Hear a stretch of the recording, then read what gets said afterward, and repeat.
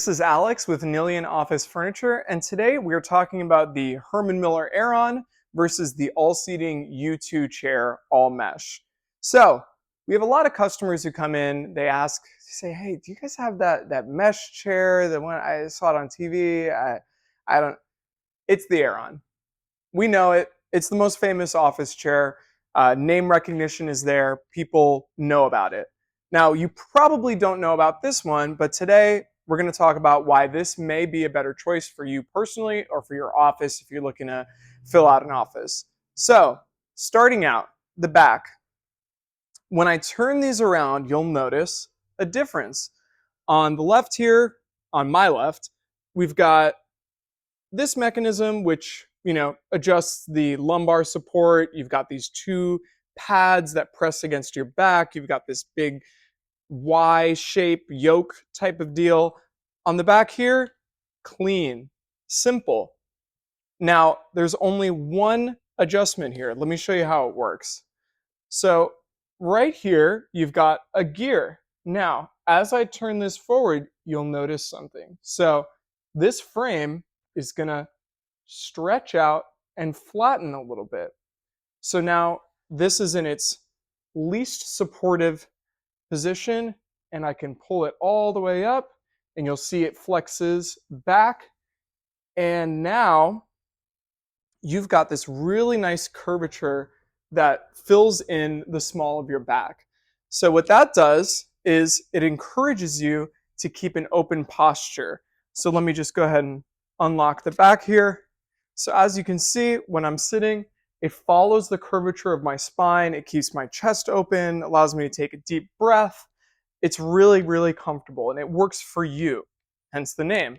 Now, contrast that with the Aeron chair. You do have lumbar support, which we love to see. It's a stiffer mesh, and it kind of keeps your back flat.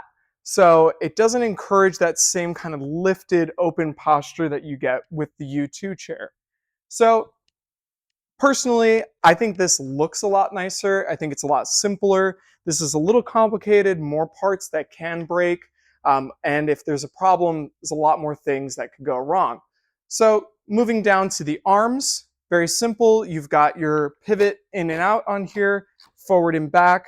And then you've got your little lever on the back here, and then you can lock that in whatever position you want. That's all well and good, and also it does have a nice padding here. Contrast that with the U2 chair. So got this very simple button press. You can do it very easily while you're still sitting in the chair versus this, which kind of have to reach behind you. It's a little less comfortable. You also have in and out, which you don't have with this. So you've got 4D, which is your pivot, forward and back, in and out. And on the bottom here, you've got a width adjustment knob, so I can change the width of the arms in addition to the fact that it already has its own width adjustment. So really you'll see that the pattern here is that the U2 chair fits you, whereas the Herman Miller, the Aeron chair, expects you to fit to it. So that's also evidenced by the fact that if you feel under here, you may not know this, but if you feel right under here, you'll feel either 1, 2, or 3 dots. So that's the A, B, and C sizes. A being the smallest, C being the largest.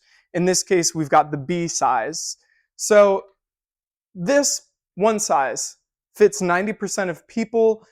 It's meant to adjust as much as possible so that it's going to fit more people in your office or in your family if you're sharing it. If there's people coming in and out, you don't need to buy a whole new chair, a whole different chair just for one person.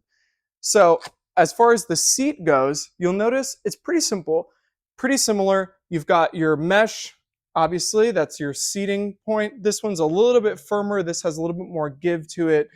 And then this outside piece is one of the biggest differences. So these two wings on the side, they present a little bit of a problem for some of our customers. So as I sit in this, you'll notice that in certain seating positions and certain people, this is going to dig into your thigh.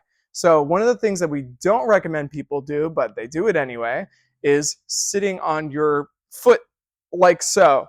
Now, it's not very comfortable. Some people like it, but this is even worse. you've got this hard edge now digging into the side of your thigh, very uncomfortable, not a good experience. Contrast that over here with the U2 chair. I can do that comfortably. We still don't think you should do it, but if you're going to, you've got all this room and available space here, so it's not fighting you. It's working to match you. That's the idea. So adjustments wise, over here you've got, your tension adjustment. You can lock the back in 3 positions. So this is upright, halfway, and then all the way back. Now, what if you want to hold it back here? You want to leave it so that when you lean forward, it's not trying to push you back up. Because right now, even though I am locked in this back position, you'll see my feet have to stay engaged where I'm kind of pushing backwards to get it to stay there. Now, it's fighting you. This one, if you want to lock it in the back, no problem. Just lean back, flip this lever. There you go.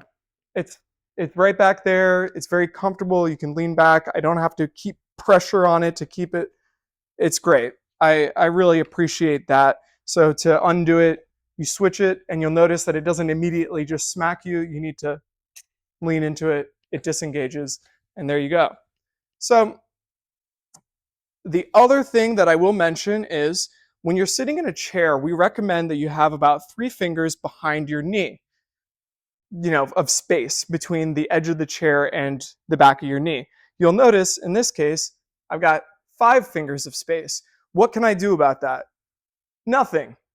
In this case, what can I do about it? Well, I've got a seat slider. So pull this up, I can slide it forward. In this case, that's too forward for me, but if I had longer legs, this would be perfect. So engage it again, slide it back, find the perfect spot. Very, very comfortable. This also spreads out the pressure across a larger surface area, whereas this is a little bit smaller in that way. So a lot of differences here. It's one of those things where you really have to try it in person. That's why we have this, even though we don't sell it. It's the one people know. It's the one people ask for. So the other thing is this, you've got black or white.